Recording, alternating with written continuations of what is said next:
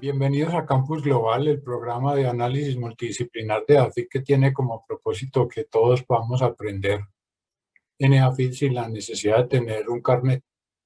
En esta ocasión vamos a hablar de algo que tal vez no hemos considerado suficientemente, y es que estamos cumpliendo, porque no voy a decir celebrando, un año de la entrada, digamos que en presentación en sociedad del COVID o de la COVID-19, y afortunadamente podemos decir que tenemos muchas probabilidades de haber encontrado una solución con las vacunas que están en desarrollo. Entonces hay una especie de alivio porque encontramos un problema a los efectos, digamos que físicos de esta epidemia, pero resulta que la trascendencia de los daños, que no son solamente en el problema pulmonar o de coagulación o todas las cosas físicas que el virus genera, es que el efecto que ha tenido en la sociedad, en la economía en general, en todo es tan grande, que no solamente estamos hablando de una enfermedad pulmonar, sino que ha tenido efectos en la salud mental. Entonces, como esa no hemos tenido todavía la oportunidad de encontrar el virus, y tal vez no somos suficientemente conscientes también de los daños a nivel de salud en este lado de la existencia de los humanos, que es su lado, su salud mental y psíquica, pues nos parece importante hablar un poco sobre eso, sobre qué está pasando y qué podría pasar con la salud mental, ya porque nos podemos en teoría empezar a preocuparnos por la salud física del virus. Entonces, para este tema, pues estos son nuestros invitados.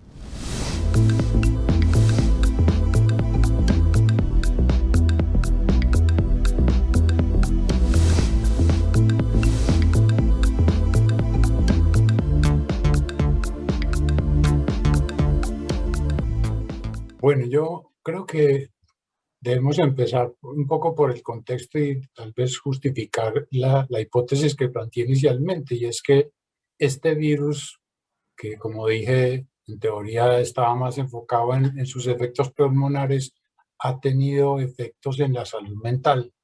Entonces, como esto no es un invento, yo le pediría tal vez, si quiere, Johnny, que nos diga por qué estamos hablando de eso, qué es lo que se manifestó en términos, ya ustedes que están con los pacientes y en la clínica, cuáles son los síntomas de esto que estamos diciendo que efectivamente hay una afectación en la población en términos de la salud mental. Sí, bien, Juan. Yo creo que habría que reconocer de entrada que lo que ha ocurrido es que ha habido una pandemia paralela, sí, una pandemia paralela y silenciosa, subrepticia, ¿cierto? Pero paralela a esta, digamos, de la pandemia biológica del COVID-19, y es la pandemia de la salud mental. Lo que se ha apreciado es un aumento de entre un 30 y un 35% según el sector, digamos, de edades, de aumento de síntomas de afectación de la salud mental, ¿cierto? Se han aumentado los signos de la depresión, también de la ansiedad, el trastorno de pánico, y obviamente muchas personas han tenido que vivir situaciones, digamos, de urgencia subjetiva, de urgencia psíquica, derivadas de, por ejemplo, tener que enfrentar una doble situación, que es la de, por un lado, los efectos nocivos del excesivo encierro, del prolongado encierro, pero también, digamos, del exceso de trabajo, de una intensificación involuntaria del trabajo que ha afectado las posibilidades de que las personas cuenten con las condiciones, por ejemplo, de recuperación física y mental suficientes y necesarias para garantizar la salud.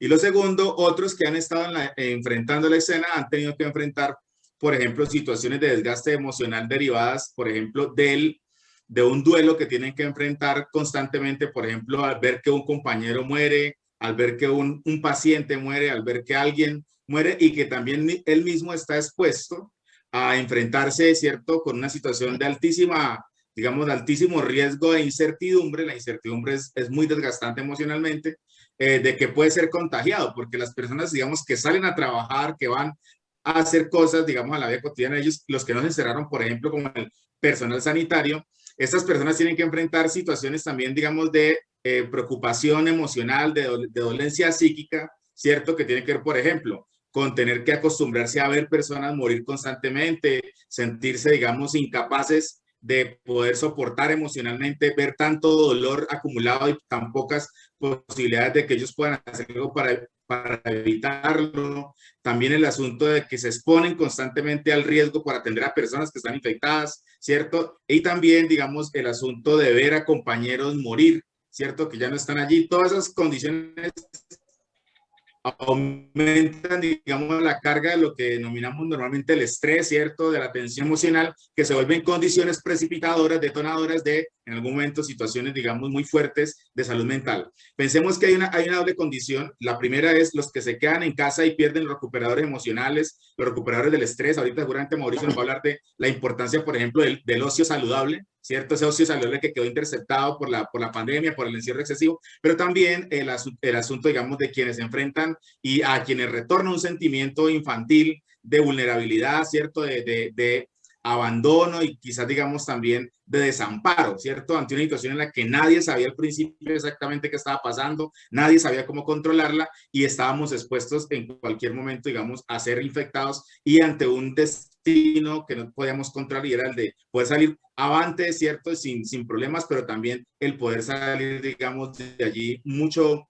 más afectado emocionalmente, pero también físicamente y con lesiones que iban a durar, digamos, durante algún tiempo en nuestras vidas o quizás algunas permanentes. Toda esta situación aumentó, digamos, la carga de estrés y eso nos expuso a una situación que no fue, digamos, común. El experimento, digamos, más grande de la humanidad fue este trabajo en casa, ¿cierto? Simultáneamente pasamos de cifras del 4% del teletrabajo al 80%, al 90% en algunos sectores o al 100% en algunos sectores como el educativo, de trabajar presencialmente a trabajar en casa bajo condiciones improvisadas, involuntarias, ¿cierto? Intempestivas, que no nos prepararon suficientemente y que nos implicó un esfuerzo de adaptación muy fuerte que algunos no alcanzamos a superar y que obviamente nos implicó descompensaciones en la salud mental. Yo quería preguntarle a Johnny si adicional a todos esos factores que mencionaste, que uno podría incluso hasta especular si no solamente que estuvimos encerrados, sino que nos pusieron a convivir con gente que nosotros suponíamos que éramos capaces de convivir, pero no 24 horas, 7 días a la semana.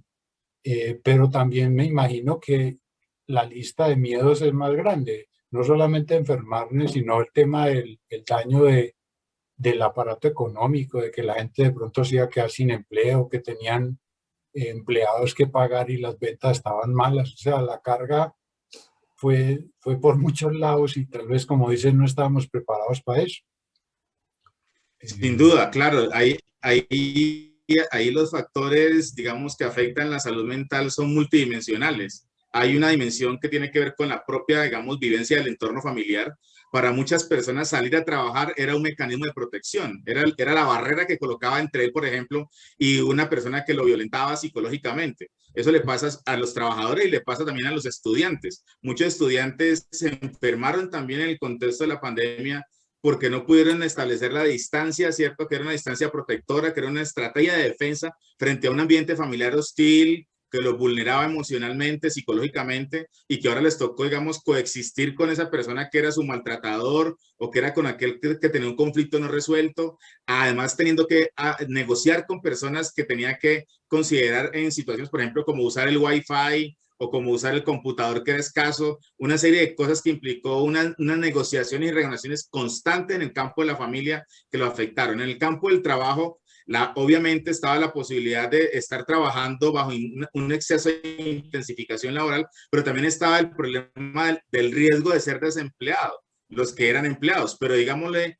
a los microempresarios, a los pequeños empresarios que no tuvieron, digamos, auxilio, que estuvieron desprotegidos y que además concentran la mayor parte de la generación de empleo del país. El parque empresarial nacional en un 90% de pymes y de microempresas, y esas empresas no recibieron el auxilio, y entonces estas personas vieron esfuerzos de años desvanecerse, ¿cierto? Y quebrarse en cuestión de semanas, de meses.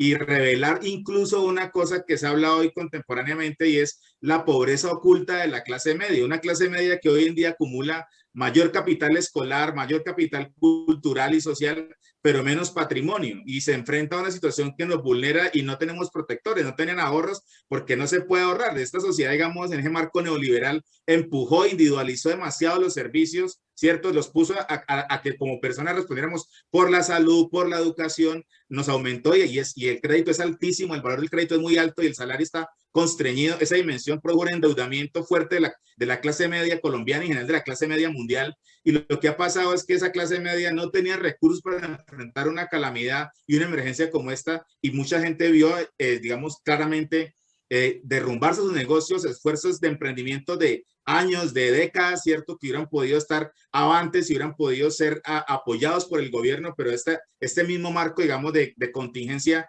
no los preparó, ellos no estaban listos y obviamente el estrés por perder el trabajo, por perder la empresa y por dejar desamparados a sus empleados, los empresarios también sufren cuando tienen que preocuparse de a cuántas vidas afectan cuando ellos toman decisiones en el marco de sus empresas. Ellos no solamente se preocupan por la condición de ganar, sino que en un sentido social también que tienen muchos de ellos los hace pensar, ¿y a cuántos voy a afectar cuando ya este trabajo ya no esté? ¿A cuántas familias yo dejo de amparar, a cuántos proyectos, por ejemplo, de muchachos, hijos de mis empleados, les trunco cuando ya no pueden pagar la universidad porque yo no les voy a poder garantizar el trabajo? Entonces, todas son condiciones, digamos, multilaterales, ¿cierto? Multidimensionales que afectan por diferentes flancos la posibilidad de mantener la estabilidad emocional y obviamente la salud mental. Gracias, John. Pues yo creo que ya está muy evidente, incluso con este poquito tiempo que llevamos, que el problema es muy complejo, hay muchos factores, y me gustaría explorar algo que tal vez es novedoso, porque no sé si habíamos estado por lo menos en esta magnitud.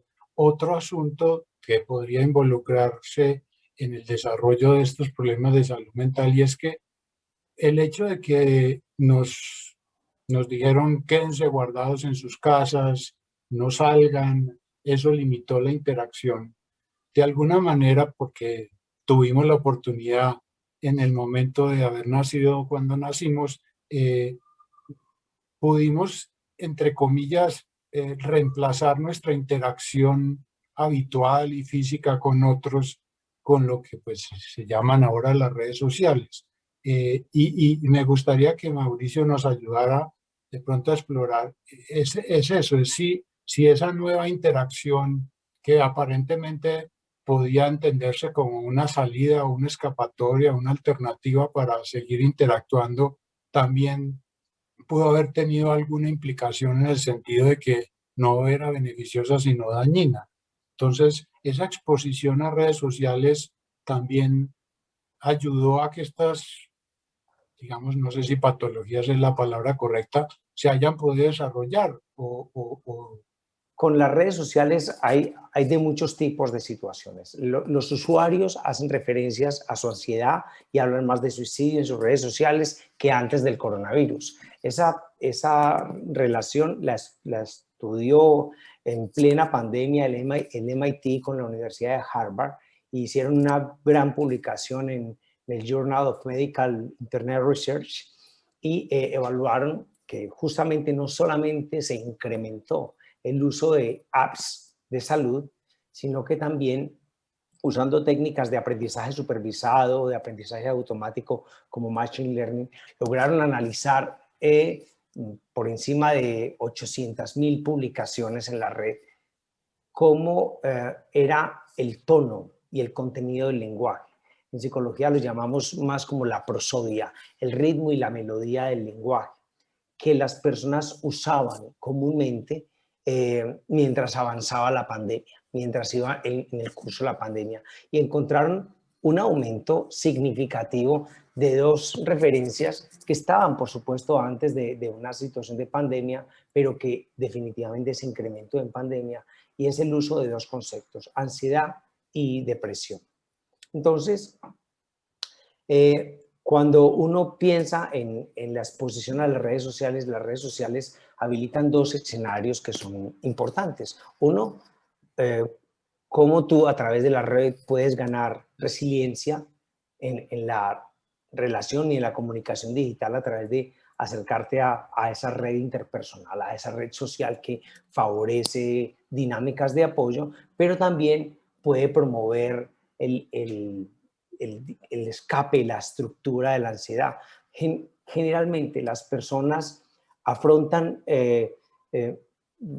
con resiliencia el ponerse al frente sobre los efectos adversos y adaptarse a nuevas circunstancias. Quienes la afrontan con ansiedad evocan sentimientos negativos, de miedo y amenaza. Y en buena parte es lo que ha pasado con las redes sociales. Las personas se han volcado a la información que está en las redes sociales y han tenido dificultades para abordarse en ese compendio de información.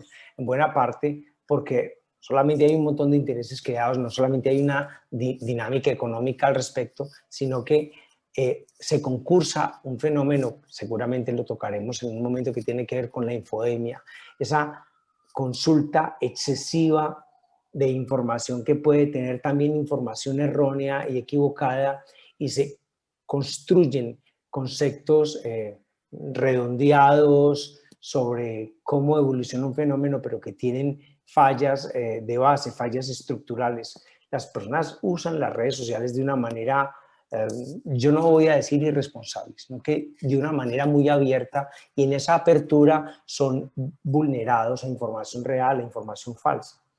Ese es uno de los, digamos, de las dificultades que se plantean en el uso de las redes. No obstante, es relevante indicar que también este estudio del MIT y el de la Universidad de Harvard exhibió la importancia de las redes para acercar a las personas y para mantenerlas en contacto. Recordemos que lo que nos trajo la pandemia fue la aparición de un síndrome. No es un síndrome que está en los manuales estadísticos de las, digamos, de las enfermedades mentales que generalmente se manejan en psicología o en psicología, en psiquiatría o en psicología, pero sí es un síndrome del que hablaban antes o que uno encontraba muy común en los países nórdicos, que después de un tiempo prolongado de confinamiento se puede presentar lo que conocemos como el síndrome de cabaña o del síndrome de la cabaña, que es un temor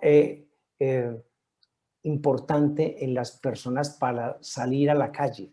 Ese síndrome de la cabaña trajo un desgaste una falta, por la falta de contacto con la población, por la falta de contacto también con la naturaleza, y el aislamiento social exhibió la necesidad de estar usando por encima del promedio la conexión digital, y las rutinas de encierro prolongadas trajeron otro tipo de situaciones relacionadas al síndrome de la cabaña, que es uno de los efectos post-pandemia que podremos hablar después. La baja dificultad para motivarse, dificultad para despertarse, digamos, en tiempos reparadores, la ansiedad, la irritabilidad. Este tipo de situaciones se volcaron justamente a tratar de compensarse a través de las redes digitales, y vinieron esos problemas. Tenemos una relación a veces no muy pedagógica con la red y nos permitimos vulnerarnos con información que no necesariamente es correcta o ha sido previamente manipulada, y las personas construyen unas ideas individuales y bastante subjetivas sobre lo que significa el fenómeno de la pandemia y su relación con la salud mental. Me imagino que en los términos de unos, también, como decía usted, Mauricio, pues sí, era una salida de escape para conectarnos, pero también tenía el aspecto negativo de que incluso también estuviéramos contagiándonos de los miedos de otros, porque nos estábamos compartiendo el temor, la ansiedad, mira que hubo tantos muertos allí, mira que fulanito quedó sin empleo. O sea, también se nos pegó los daños de los otros gracias a ese instrumento de comunicación. Eso puede entenderse así. Yo pienso que las redes digitales ofrecen, como muchos fenómenos de divulgación y comunicación social, que son vulnerados o mal manejados, pues ofrece riesgos, pero también una comunicación social digital bien ajustada a las necesidades y bien escogida y bien seleccionada, pues puede promover mucha protección. Es indudable que iniciando la pandemia en China, con el ocaso que vino en salud mental, la ansiedad y la depresión y el estrés postrauma se dispararon significativamente en esta población en principios, en los inicios fuertes de la pandemia en China, y es evidente cómo el uso de redes sociales contribuyó a paliar el dolor de familias que estaban siendo separadas por por la enfermedad. En ese sentido, las redes sociales contribuyen a paliar el dolor desde el colectivo, y eso va muy bien. Eso de alguna forma es lo que tiene que permitir la red social, que uno no necesariamente se aísle, sino que se distancie, que esa fue una de las propuestas que, digamos, que construyó la OMS para paliar la pandemia. Bueno, no se aísle socialmente, distánciese para evitar el contacto de un virus que justamente tiene unos mecanismos bastante eficientes de contagio.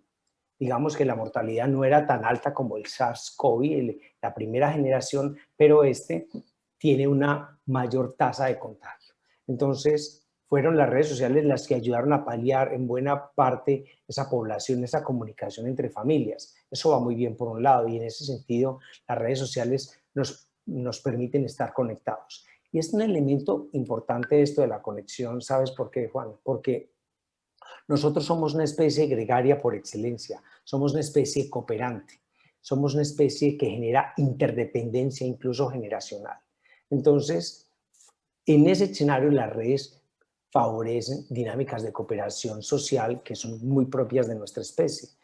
Ahora bien, eso conlleva algunos riesgos de uso inadecuado de información que afecta a la salud mental, no solamente por el uso del tiempo frente al revisar, al chequear información, sino porque lo que vino con la pandemia, como lo mencionaba también ahora Johnny, pues fue un segundo componente que tiene que ver con la infodemia, una manera de acercarse a la información, pero acercarse de una manera equivocada con la información y construir conceptos individuales posicionados por redes particulares, pero que no están bien afianzados en los estudios que se han hecho sobre salud mental y COVID, y las personas no entienden o no se acercan a comprender las implicaciones negativas que tendría un exceso de información o usar fuentes inadecuadas en el manejo de su salud mental.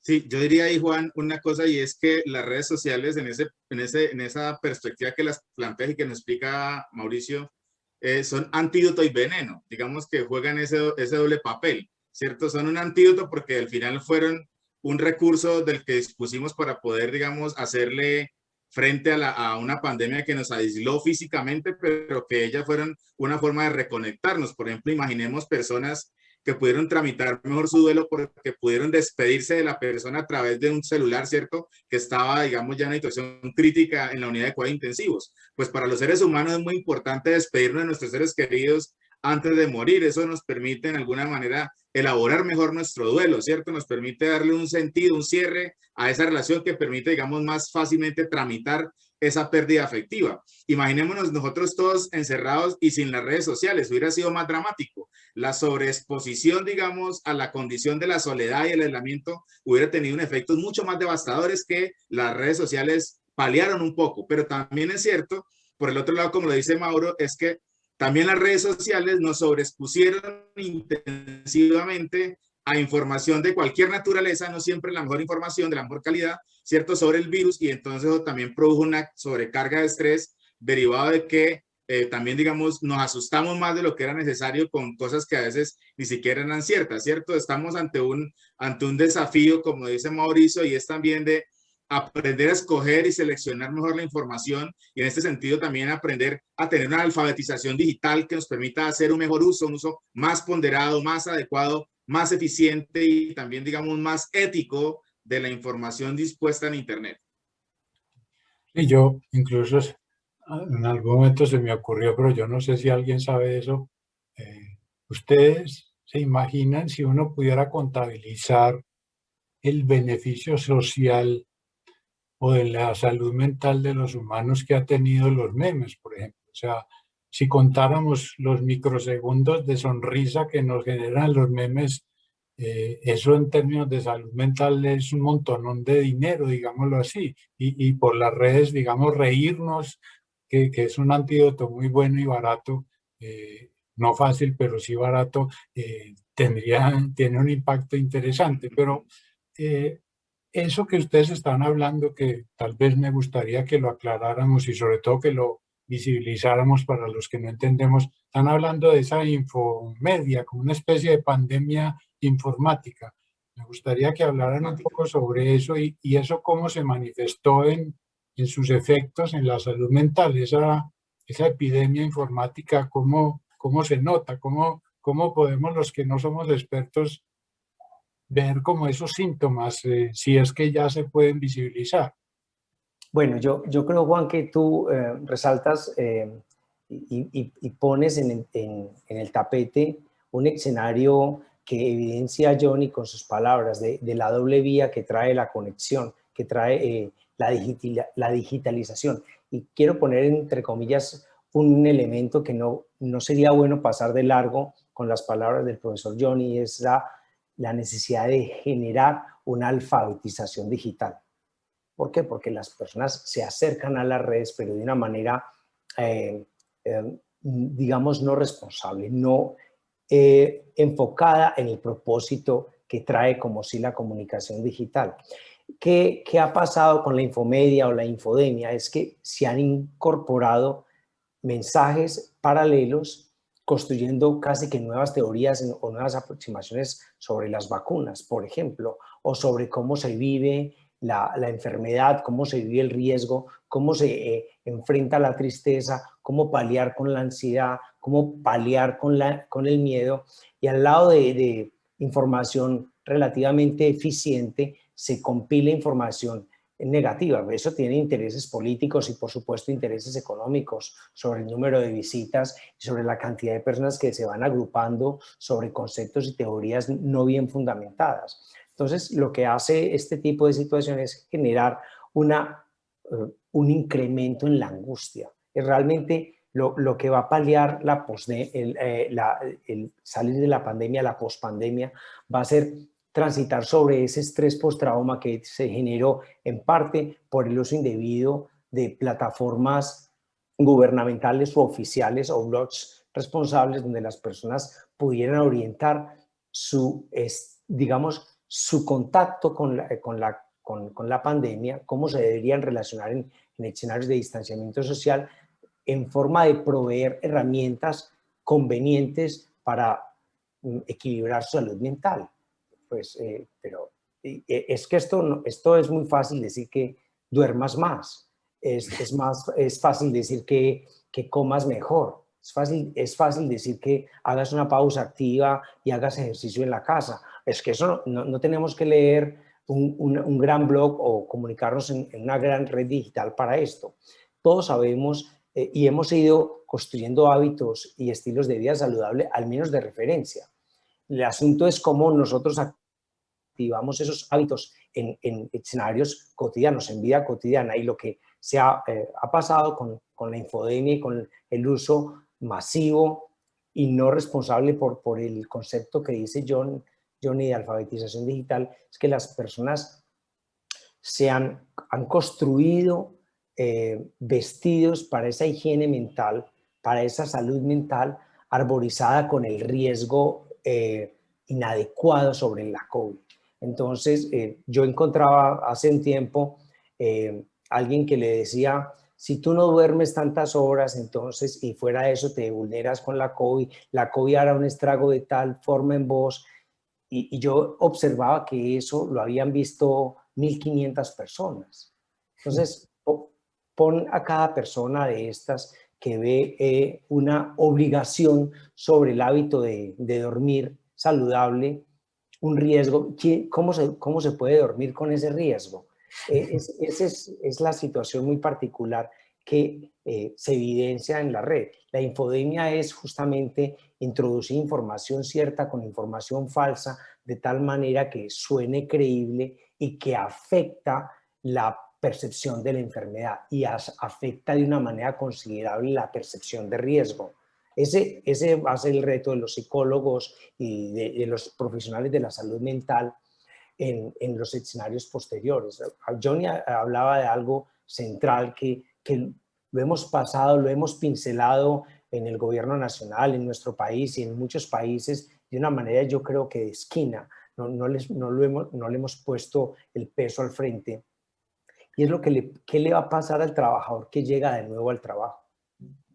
¿Cómo ese trabajador va a enfrentar esa nueva vida que tiene que reestructurar nuevamente con distintos estresores? Es que las personas generan una comunidad organizacional en escenarios post-pandémicos que definitivamente derivan de un escenario en pandemia. Y esos nuevos ajustes definitivamente van a traer muchos rasgos de estrés post-trauma.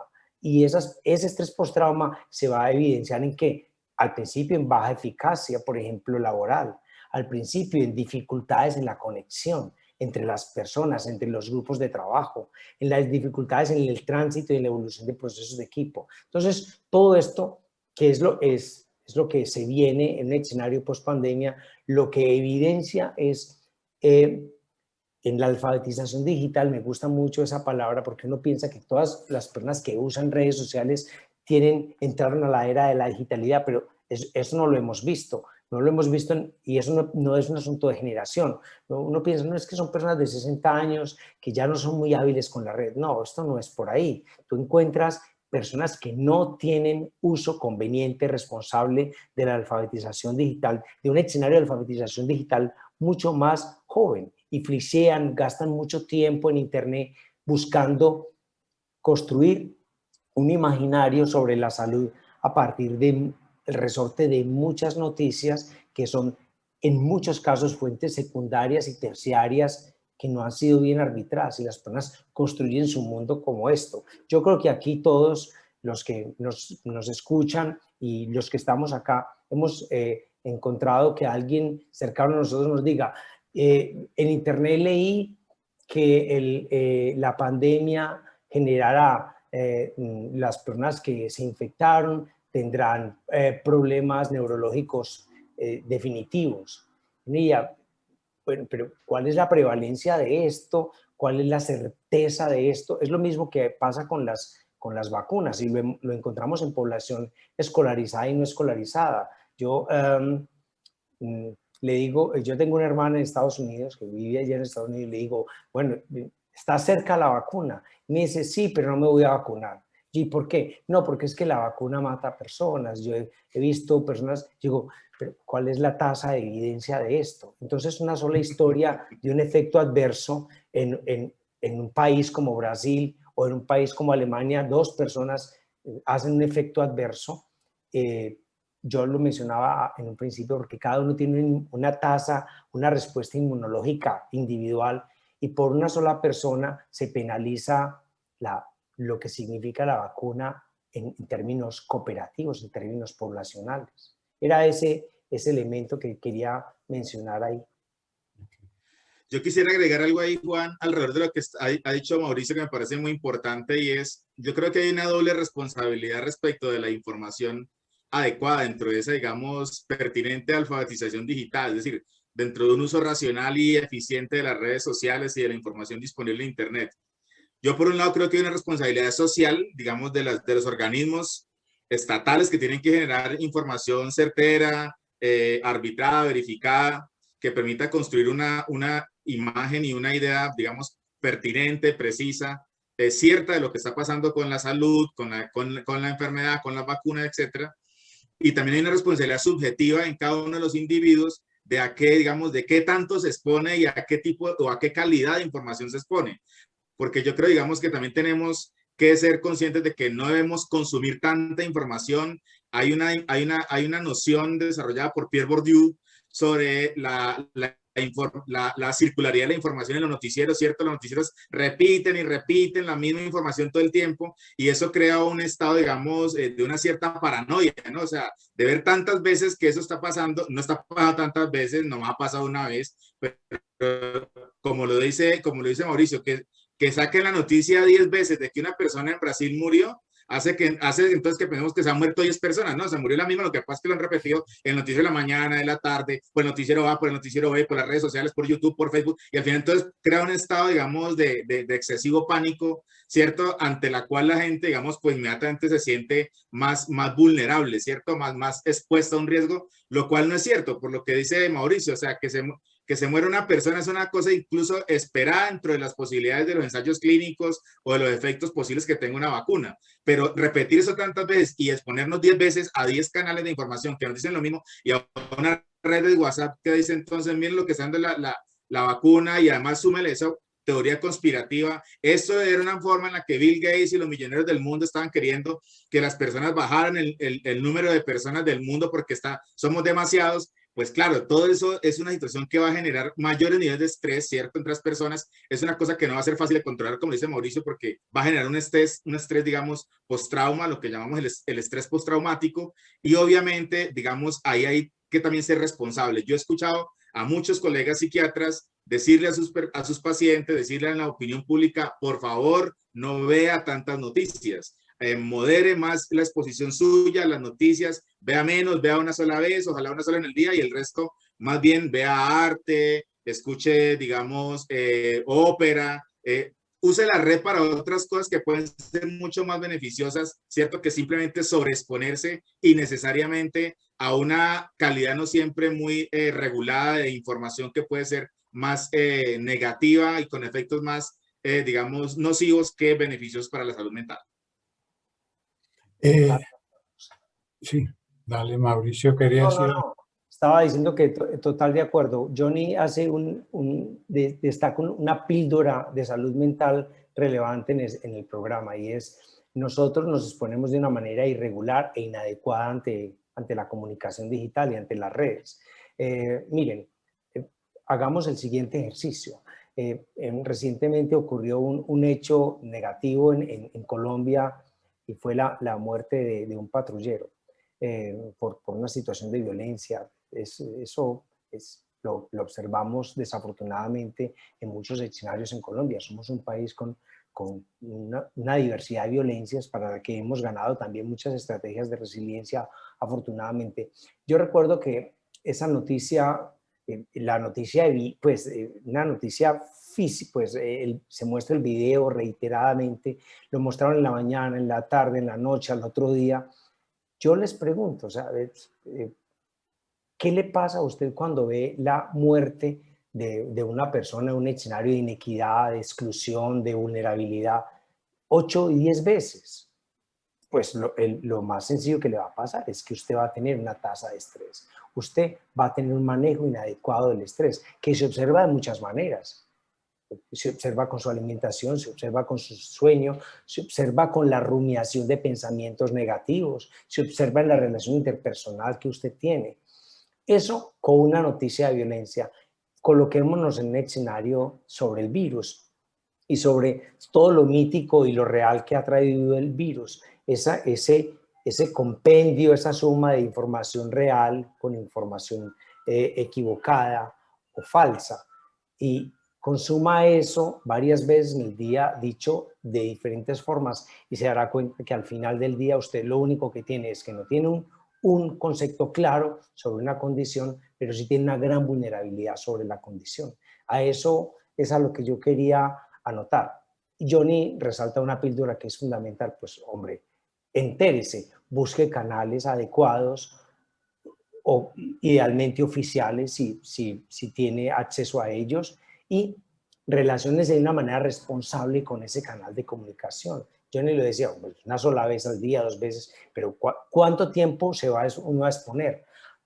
Miren, nosotros estamos acá sentados en este momento y les quiero decir que hoy se están publicando alrededor de 5.000 artículos relacionados con COVID en el mundo, 5.000. Entonces, en ese escenario de de un colofón de información. Mucha información está en la red. No la vamos a capturar toda, ya es imposible. Tómese unos minutos responsables en unas fuentes serias, una o dos, y use esa información un momento en su día. Y luego coloréelo, como dice el profesor Johnny, con otros escenarios que a usted le favorecen y le proveen bienestar. Comunicación con los seres queridos, activar rutas de higiene saludable sobre su pensamiento con música, con literatura, con el humor también, y por supuesto con el desarrollo de una pasión. Entienda que son situaciones que todo el tiempo se relacionan con nosotros de diferente forma. Ahora es la pandemia, en otros momentos ha sido la violencia, en otros momentos fueron otros virus. Lo que pasó con el SARS anterior, con el ébola anterior, los efectos que se tuvo con estas, digamos, los otros virus. Hace poco, Brooks, en el 2020, en una de las revistas más prestigiosas en el mundo, que es Lancet, hizo una revisión sistemática sobre el impacto psicológico de la cuarentena, de las cuarentenas, de muchos otros momentos que habían vivido la humanidad. El ébola, el SARS, la influenza, el H1N1 y ahorita pues el famoso síndrome respiratorio del Medio Oriente e incluso la influencia equina. Y se observó que muchos de los estudios, la mayoría de esos estudios evidenciaban efectos psicológicos negativos. Es indudable. Había una gran carga de estrés asociada, por supuesto, a la duración de la cuarentena. Eso es indudable. Los temores de infección, de frustración, de aburrimiento, de suministros inadecuados, por supuesto la información inadecuada y lo que mencionaba yo al principio, las pérdidas financieras, sin sumar el estigma. Todo esto construye un escenario de estrés que puede ser potencialmente perjudicial para la salud humana, y una manera de colocarle vacuna a esto también es vulnerarse de una manera responsable con la red, o más bien no vulnerarse, más bien contactarse con las redes, con los canales de comunicación de una manera responsable, como lo dice Johnny. Poco tiempo es suficiente. Okay. Yo quiero agregar una cosa ahí, Mauricio, adicional. Mira, en Brasil el Estado ha sacado ha usado las redes, ha sacado un pequeño manual digital acerca de la vacunación y, por ejemplo, ha contestado todas las preguntas por parte de expertos. Incluso es una persona encargada de esto en el estado de Sao Paulo, y es un colombiano, además, no recuerdo su nombre, pero es un colombiano el encargado de hacer digamos, todo lo que tiene que ver con la preparación para la vacunación, y contestaron preguntas, incluso contestaban preguntas elementales como, ¿es cierto que la vacuna trae un chip? Entonces contestan, no, de ninguna manera, ninguna vacuna trae ningún chip que va a averiguar nada, digamos, absolutamente. Entonces, ellos hicieron un ejercicio, digamos, de tomar las preguntas más frecuentes, los prejuicios y todas las noticias falsas que hay alrededor de la vacunación, y diseñaron un pequeño manual que distribuyeron por WhatsApp, ¿cierto? A mí me llegó incluso porque yo tengo contactos con Brasil y me llega la información y yo me doy cuenta de lo que están pensando y cómo lo están haciendo. Entonces hay un acto de responsabilidad social del Estado de informar bien a la ciudadanía, pero también debe haber un acto de responsabilidad subjetiva de cada individuo de informarse bien y pertinentemente respecto de lo que pueda ser más importante saber alrededor de la enfermedad y de la vacunación, por ejemplo. Así como tenemos que distanciarnos 2 metros de los otros, también de un montón de información inútil y peligrosa. Pero un poco para pensar en las personas como yo, los otros personas que ven este programa, incluso Johnny empezó su intervención hoy diciendo que había como una especie de una epidemia oculta o silenciosa o no visible. Y ustedes han estado hablando de aumentos de estrés postraumático, de ansiedad, de depresión.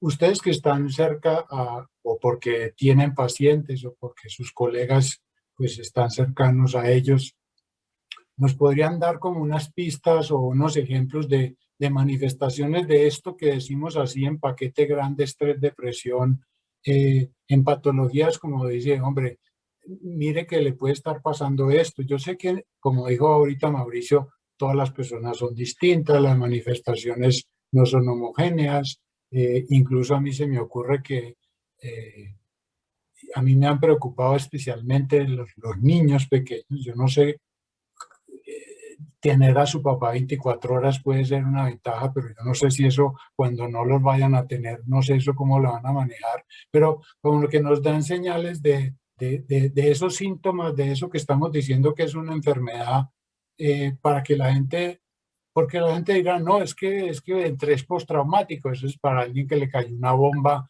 en el baño y tal, pero a mí no. Nos podían ilustrar como con las patologías, digamos que normales, que ustedes han visto que se están presentando en esta enfermedad mental ocasionada por una enfermedad pulmonar, digámoslo así. Sí, Juan, claro. Hay manifestaciones más específicas que pueden estar mostrándonos que comienza a experimentarse un deterioro de la salud mental. Yo te voy a decir una cosa que era importante ahora que escuchaba a Mauricio.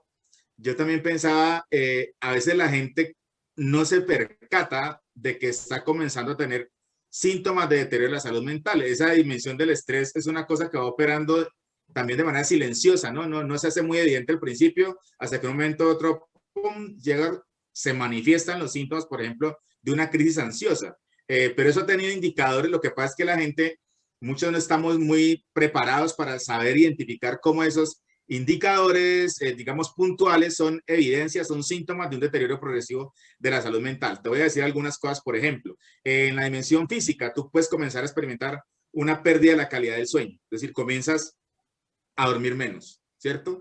Y tú lo puedes incluso interpretar incluso de manera positiva. Ve, tan chévere que no estoy durmiendo tanto, ahorita me despierto más temprano y soy más activo y entonces hago más cosas en el día me rinde más. Pero ojo, porque es que si usted está comenzando a perder la calidad del sueño, está bajando de 8 horas a 7, de 7 a 6, de 6 a 5, y un día está durmiendo 4 horas, pues a usted le puede parecer muy chévere que usted pueda tener más tiempo de trabajo, pero usted está perdiendo la calidad del sueño, y la calidad del sueño es un factor determinante de la salud mental. ¿Por qué? Porque usted en el sueño tiene una función reparadora, ¿cierto? Tenemos un día, el ciclo circadiano, ¿cierto? Nuestro, desde 3 segmentos en un día, un segmento de actividad fuerte, que es el momento del trabajo, un momento de actividades intermedias y un momento de reparación, de descanso. Son 8 horas de cada una de esas 3, digamos, tipos de actividades.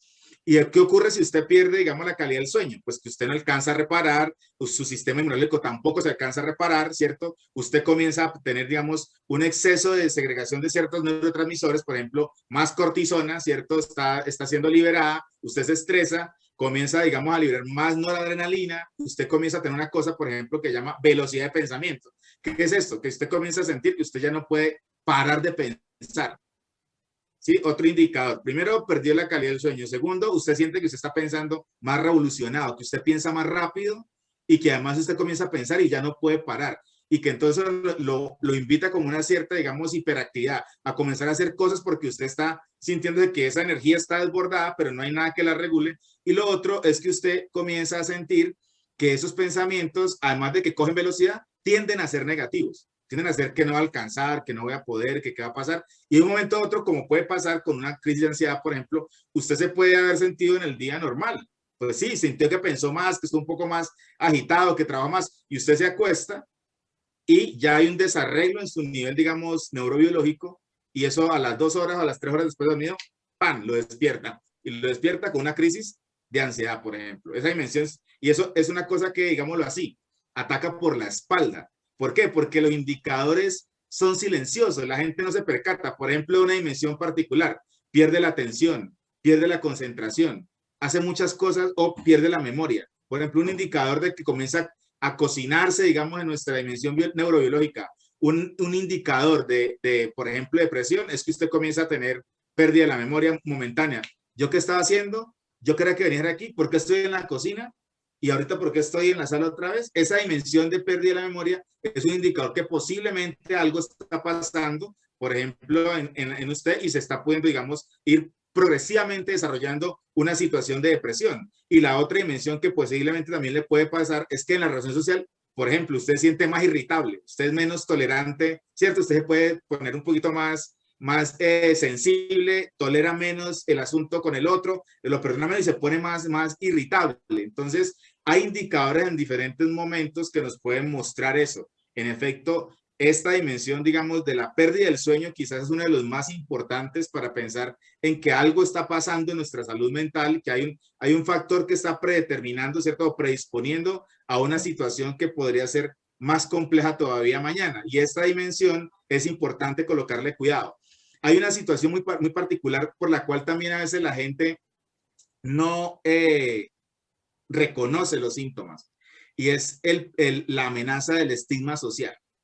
Las personas no quieren darse cuenta o no quieren asociar los síntomas con que algo está pasando en su dimensión, digamos, de salud mental, la dimensión de la salud afectiva, ¿cierto? Emocional que podría tener, porque las personas dicen, no, yo no quiero estar loco, o yo no puedo estar loco, o la locura no tiene nada que ver conmigo. La gente cree, por ejemplo, que están exentos, ¿sí? Como si uno pudiera decir, a mí nunca me da gripa. Pues nadie está exento de que si no cuida las condiciones saludables, los protectores de la salud mental, pues un día se desequilibre y aparezca una manifestación, incluso entre nosotros mismos los cuidadores. Sí, eso es una cosa, digamos, particular. Ni siquiera los psicólogos estamos exentos de que una situación, digamos, de salud mental también sea parte de nuestra vida, digamos, de nuestra experiencia vital.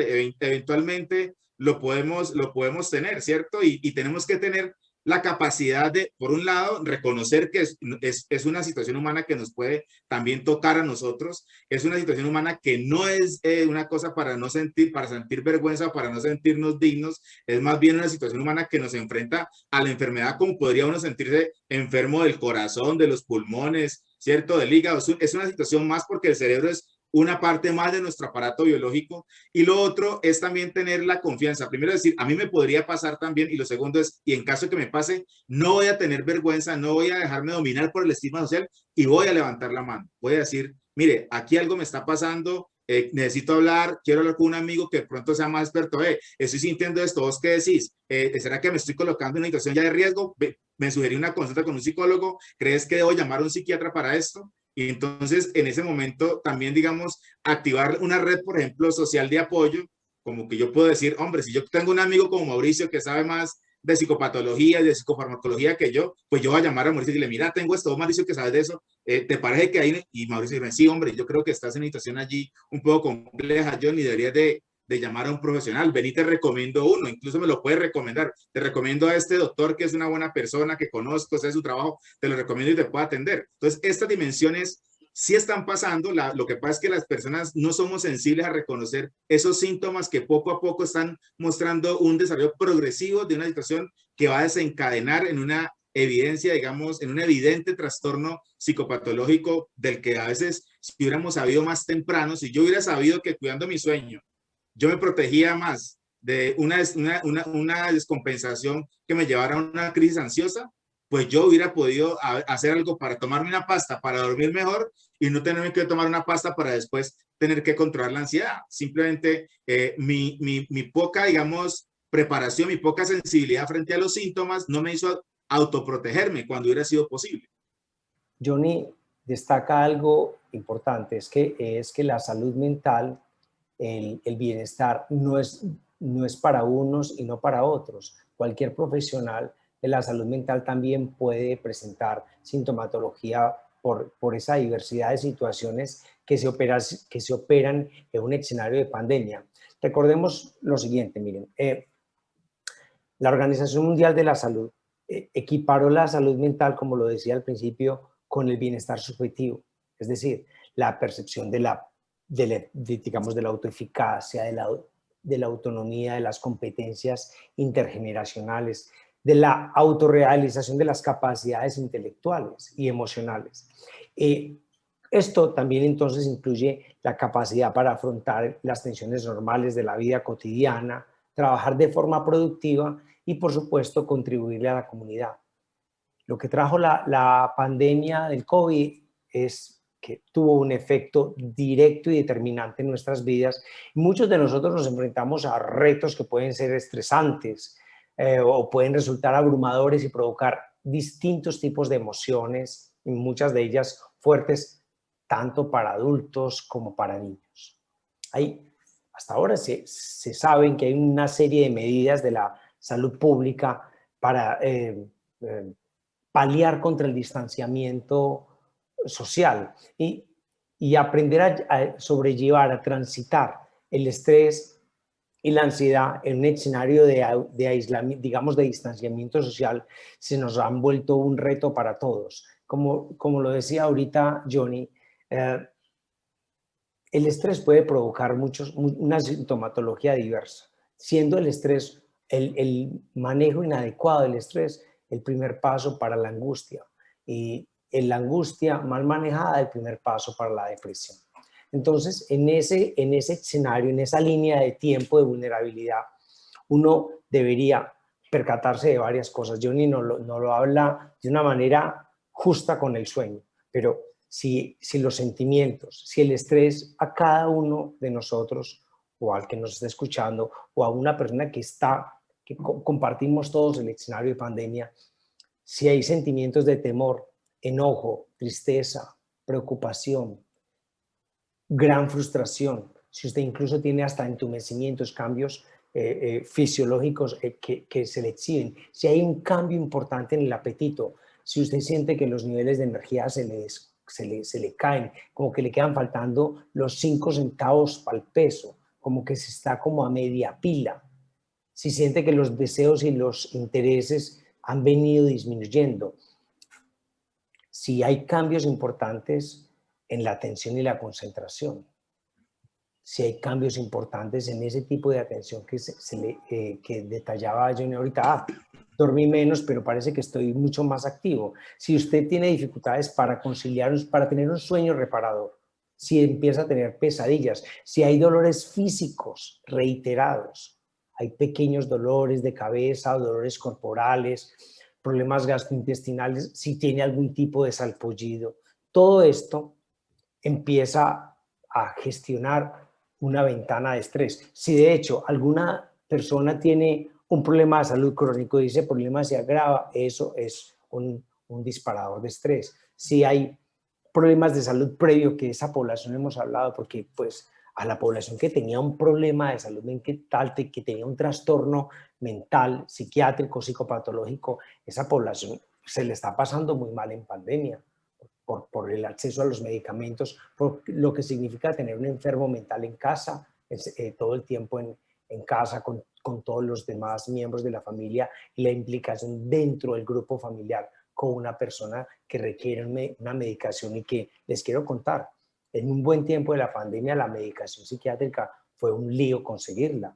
Entonces, si a eso se le suma que usted incrementó el uso del tabaco, incrementó el uso del alcohol o de otras sustancias, pues entonces está mostrando una ventana abierta para que el estrés tome cuerpo a su lado y le haga pasar una pandemia tenebrosa, una pandemia que se le sale de control, no solamente porque apenas está llegando la vacuna, sino porque usted no se está protegiendo desde un hábito que le genere destreza para paliar desde su salud mental un escenario como el que nos ha tocado con la COVID. Y aquí viene quizás algo que a uno le dicen las personas, bueno, ¿y yo cómo sobrellevo el estrés? ¿Yo cómo palío, cómo transito con el estrés? Johnny empezaba a dar algunas pistas de lo que tiene que hacer uno cuando empieza a chequear el estrés. Hey, pongámonos en contacto, busquemos la red, generemos una dinámica de apoyo con personas que nos quieren, que están cercanos a nosotros. Empiece a revisar cómo está manejando sus tiempos, planifique sus tiempos, hágase una agenda. Estar en casa, salir poco, no significa que usted no pueda llevar una agenda. Lea y escuche noticias, pero y esto incluye, por supuesto, las redes sociales, pero bueno, estar bien informado sobre la pandemia no significa estar todo el día conectado a la pandemia. Eso, como lo decía ahorita el profesor Johnny, puede resultar muy angustiante. Limítese ver noticias en el día. Eso, desconectarse de las pantallas definitivamente puede ser saludable. también del teléfono y de las computadoras por un tiempo. Cuide su cuerpo. ¿Cómo así? Pues ocúpese de respirar, haga ejercicios de estiramiento, esas famosas pausas activas que las hacemos en el trabajo. Uno no entiende, pues ¿por qué no las hacemos en casa también? Digamos, colonice otros sitios de su casa que pueden ser agradables para usted. Trate de comer saludablemente, mantenga sus horarios de alimentación. Su cerebro se lo va a compensar, su cerebro se deja, el cerebro de cada uno de nosotros se deja entrenar para alimentarse de una manera responsable.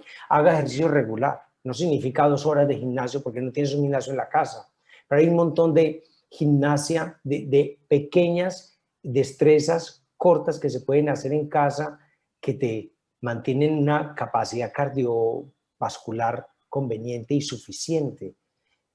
Dormir bien, pues, es que estoy durmiendo bien, pero hay que programarse el sueño. No tiene sentido que estés durmiendo a mediodía, que estés durmiendo a las 2, 3 de la tarde.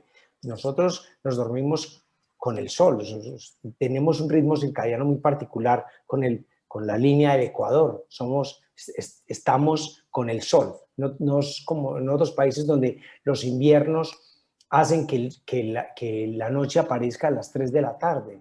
Nosotros no tenemos esa cualidad. Desafortunada para nosotros o para ellos, nosotros somos personas soleadas y autorregule el consumo. Si usted consume licor, pues regule el consumo, regule el uso del tabaco y, por supuesto, póngase en red usando medidas que le permitan prevenirse y no vulnerarse de la rutina.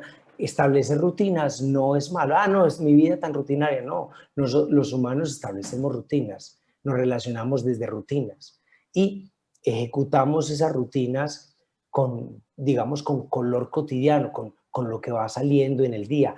Busque un tiempo para relajarse. Pues tiene un tiempo para chequear de qué actividades podemos hablar para que usted se sienta que disfruta más. Por supuesto, ponerle tiempo y límite a las redes sociales no significa que usted ya no se comunica. Comunicarse y mantener el círculo de comunicación de confianza es supremamente importante. Con algo que decía Johnny, pues a los cercanos, cómo usted se siente, cómo se siente el otro, conéctese. Conectarse no es un lío. El problema es conectarse mal desde ese indicador de alfabetización digital que hablaba Johnny, pero conectarse, mantener la conexión con personas que se quieren, usar de una manera responsable la red digital o incluso el teléfono, pues puede resultar realmente muy eficiente para paliar esta situación de estrés, que es la primera bandera que se muestra para los rasgos más comunes que han observado las investigaciones y que han salido en pandemia, los rasgos de ansiedad y los rasgos de depresión. Sí. Mauricio, yo quisiera sumar una cosa allí, ahora que has dicho un indicador importante de cuidar, es advertir si hay un aumento, por ejemplo, del consumo de tabaco o de alcohol. Quiero decirte una expresión que conocí recientemente de un colega psiquiatra, el doctor Miguel Salmerón. Él me decía una expresión en relación a un caso, me decía, es que está usando el alcohol como medicamento.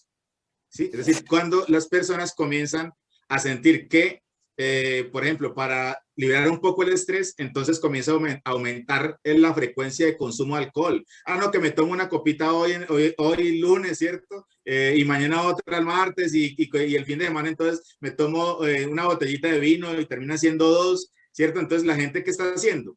No está dando cuenta que para regular el estrés está usando el alcohol como si fuera un medicamento.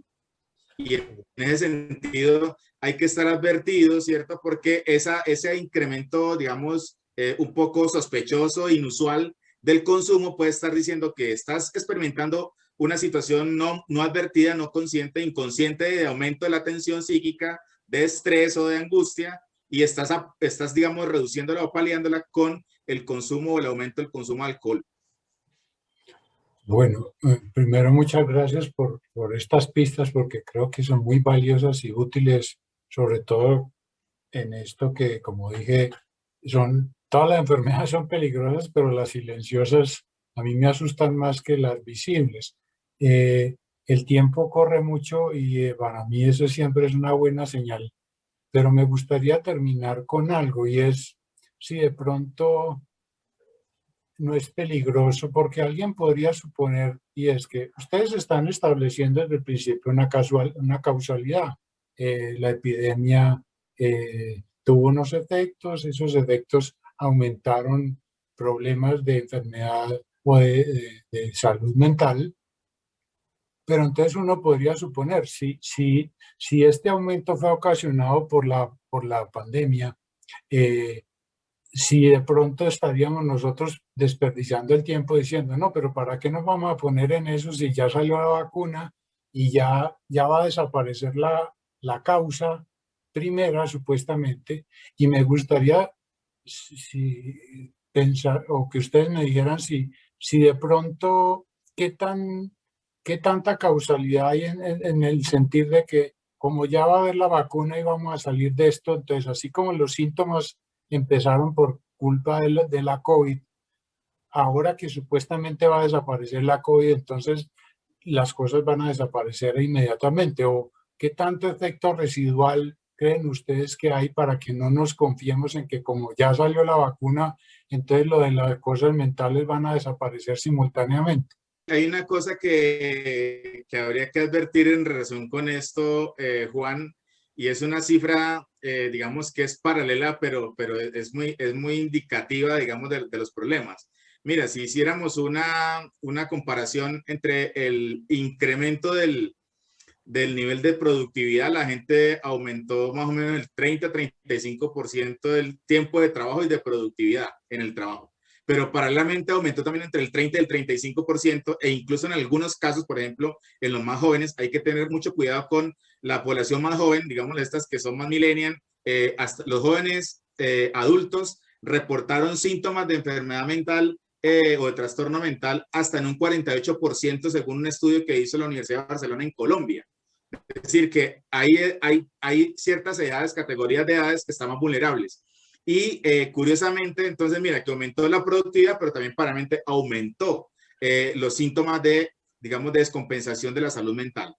Y respecto de los efectos, sí, los efectos no van a ser inmediatos, digamos, solamente, y no se van a quitar inmediatamente. Van a tener, digamos, hay efectos prolongados de larga duración. Es posible que para algunos estudios, digamos, hechos en Estados Unidos han mostrado o están advirtiendo que es posible que en el caso de los adolescentes, los efectos de depresión, incluso que ya estaban aumentando antes de la pandemia, puedan prolongarse incluso no solamente 2 años más, como puede ser en algunos casos que se ha visto, como lo decía Mauricio, digamos, como digamos los efectos psicológicos después de otras pandemias han durado hasta 2 años después. Es posible que en el caso de los jóvenes, y hay que ponerle cuidado a los jóvenes, digamos, también por una serie de condiciones que tienen los jóvenes contemporáneos, y es que en la medida en que han vivido un mundo más desarrollado, un mundo más racionalizado, un mundo, digamos, con mayor abundancia de condiciones, hay menor tolerancia a la frustración, hay menor tolerancia a la pérdida. Y estos muchachos suelen, digamos, no tener mucha resistencia, no tener suficiente resiliencia a veces para enfrentar la adversidad, como lo que están enfrentando, y quizá la pandemia sea el primer evento, digamos, realmente adverso que hayan enfrentado en sus vidas significativo. Entonces, están enfrentando una novedad para la que no estaban preparados, y eso les va a tomar un tiempo, digamos, salir de los efectos. En caso de los adolescentes y los jóvenes, se está calculando que más o menos puede ser hasta el final de esta década, que se pueda recuperar, digamos, completamente después, digamos, de los efectos que ha producido sobre la salud mental en esta franja etaria la pandemia. Pero es importante decirle, independientemente de la edad, sí, no es tan fácil. La recuperación no va a ser fácil, porque además la recuperación va a estar mediada por una cosa que decía ahorita Mauricio, y es que imaginen lo que nos pasó. Estábamos adaptados, ¿cierto?, al trabajo presencial. Nos tuvimos que adaptar al teletrabajo o a la educación virtual. Y ahora nos tenemos que volver a readaptar, ¿cierto?, mediados por el síndrome de la cabaña en algunos casos, ¿cierto?, de nuevo a la adaptación al trabajo presencial, en situaciones en las que hay que decir una cosa que es clara: la pandemia no ha pasado. Que haya una vacuna disponible es una cosa importante, pero la pandemia no ha pasado. ¿Qué es lo que ha pasado? Que en la medida en que nos han dejado salir, y advertimos en las noticias que ya hay, digamos, una vacuna. En Estados Unidos hay ya más de 50 millones de personas vacunadas, lo que equivale que en Estados Unidos ya vacunaron a todo Colombia, mientras en Colombia nomás hay hasta la semana pasada 2.150.000 personas vacunadas, de un país de casi 50 millones, que solamente 2.150.000 están vacunadas, indica que todos los demás todavía estamos en riesgo. Es decir, hay una situación que no se ha superado. ¿Qué es lo que pasa? Que subjetivamente se ha disminuido la percepción de riesgo porque estamos saliendo, porque estamos interactuando y porque hay vacuna. Pero eso es una percepción subjetiva que no corresponde con las condiciones objetivas realmente. Ahora sabemos más del virus, por ejemplo, y ya sabemos que el nivel de riesgo de contaminarnos por la condición del contacto, ¿cierto? Va a ser menos que por la condición, digamos, de los aerosoles, micros aerosoles que expelemos a partir de la respiración. Eso ya es una cosa que nos da una cierta tranquilidad. Pero lo que es cierto es que la pandemia no ha parado. Estamos hablando de terceras olas, ¿cierto? Y además nuevas variantes del virus que están en enfrente. Entonces, realmente la situación no ha sido superada del todo y hay que estar advertidos de que tenemos que seguir cuidándonos, ¿cierto?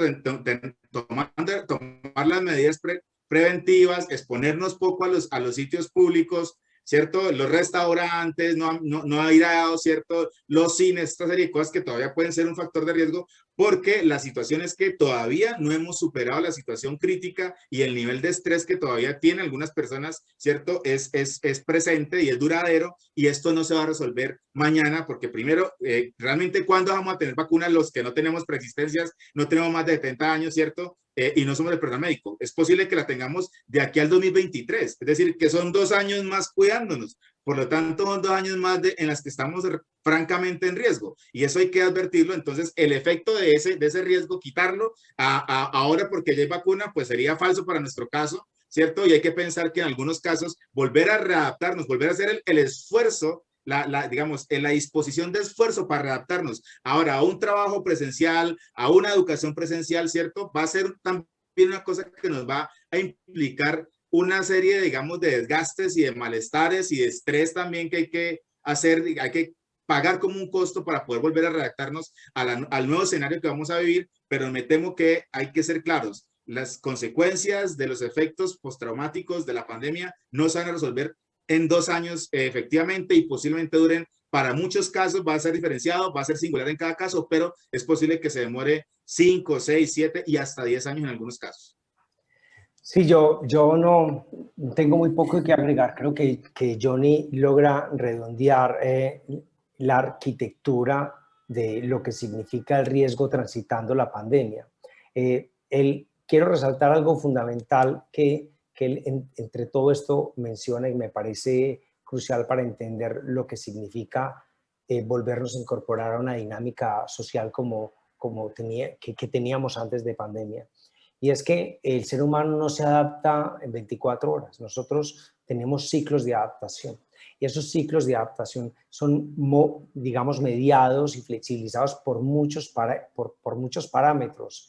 Así que las personas pueden salir a la calle, pero hay un montón de condiciones que tienen que ir adaptándose lentamente para que la persona recupere el espacio social que había negociado y que le tocó negociar por una situación tan particular como la pandemia. Así que la adaptación irá como el sistema inmune, Juan, irá distinto en cada uno, y encontrarás personas, yo lo escuchaba, lo compartí incluso con Johnny hace poco, encontrarás profesores, hablando de nuestro gremio, que tenían una profunda ansiedad por regresar al aula y volver a sentirse colegiado en su escenario de aprendizaje y su pasión. De la misma manera que encuentras el profesor que te dice, qué temor volver al aula, pues yo no quiero volver, no me quiero exponer. Claro, no me quiero exponer. Estoy en contacto con las personas, no me quiero arriesgar. Si yo estoy bien, estoy controlado. Entonces, la adaptación y el riesgo psicosocial que se exhibe bajo una línea delgada, que es digamos, rasgos de estrés postrauma, serán con los que tendremos que paliar uno a uno para ir adaptándonos de manera distinta, de acuerdo a nuestra historia personal y a cómo nosotros paliamos la pandemia. hay una buena noticia. Si aprendiste a paliar bien la pandemia, o sea, te pusiste el traje para regular el estrés en pandemia, posiblemente tu ingreso en ese escenario pospandémico pues tenga mejor propósito y tenga menos tiempos de adaptación. Pero esto será de cada uno. Es lo que quería decir. Johnny lo redondeó muy bien, por ahí vamos. No, pues primero... Mauro, yo insistiría en eso que has dicho y es, se debe considerar que aquí la adaptación va a ser singular. Cada uno de nosotros se va a adaptar de una manera particular, en unos tiempos particulares, bajo ciertas condiciones particulares. Yo quiero llamar la atención a dos instituciones, a los colegios, universidades y al trabajo.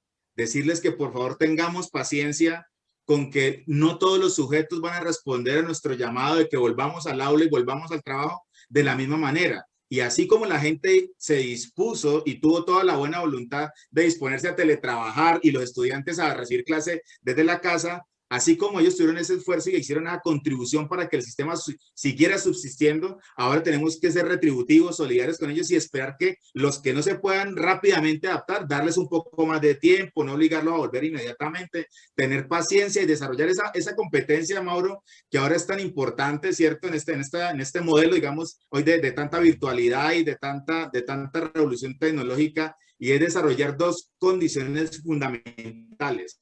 Uno, la capacidad de ser empático con el que sufre y la capacidad de ser compasivos, de darle tiempo al otro, de respetar su tiempo singular para sentirse tranquilo y sentir que puede volver seguro al trabajo, que los jefes de recursos humanos sensibilicen a los líderes para que les hagan entender cómo las personas no van a estar dispuestas a volver de inmediato, que habrá unas que desesperadamente irán a la clase, al salón de clase, otros que irán al trabajo porque quieren encontrarse, pero habrán unos que sentirán demasiada angustia de sobreexponerse al riesgo. Imagínense nomás si uno a veces sale y en un ascensor usted se encuentra con gente que no lleva el tapaboca, en un ascensor ahí le dicen son 4 personas y el que está allí afanado dice no, pues que son 2 nomás y mete 6 y uno dice pero por Dios, ya usted lo están estresando en la vida social cuando alguien no usa el tapaboca o cuando se monta más de lo necesario en un ascensor. Imagina ahorita sobreexponerse al mundo del trabajo en el que todavía todas las condiciones tampoco están resueltas para poder enfrentar este mundo, digamos, de la copresencialidad de nuevo. Entonces yo creo que hay que tener paciencia y condescendencia, ¿cierto? Consideración con quienes no tengan ya digamos la misma disposición que otros para volver al trabajo y volver a la universidad. Esto es también un acto de humanidad. Lástima que los pronósticos de que íbamos a salir más solidarios de la pandemia no nos mostraron eso. Eso fue un fracaso de la humanidad. No fuimos más solidarios. Salimos fue peor. Fuimos muy solidarios para crear la vacuna, pero no fuimos más solidarios como sociedad después de esto. Se mostró, es un exabrupto que Europa haya comprado 600 millones de vacunas que no necesitaba, mientras África ni siquiera sabemos si dentro de 5 o 10 años va a tener vacuna. Eso no es ningún ejemplo de solidaridad humana, pero sí por favor en el microambiente tener un poquito más de compasión con el que no tenga la disposición inmediata a regresar. Hay que darle un tiempo para que también se readapte al volver a donde estábamos antes, quizás ni siquiera antes, a volver a esta nueva, digamos, condición de normalidad que se impondría en la pospandemia. Excelente. Bueno, pues primero muchas gracias a Mauricio y a Johnny. Sus intervenciones hoy han sido, a mi juicio, y espero que todos, muy útiles y muy valiosas, porque yo creo que la idea con este programa no era engrosar las filas de los que íbamos a meter miedo ni a preocupar gente, sino para que nos ocupemos, pero reconociendo que efectivamente, como decíamos al principio, hay una epidemia silenciosa que no se ve, pero que los efectos sí seguramente los vamos a sentir como sociedad. Entonces, de nuevo, como dije, muchas gracias. Espero que a todos les haya gustado y servido el programa y nos vemos en el próximo Campus Global.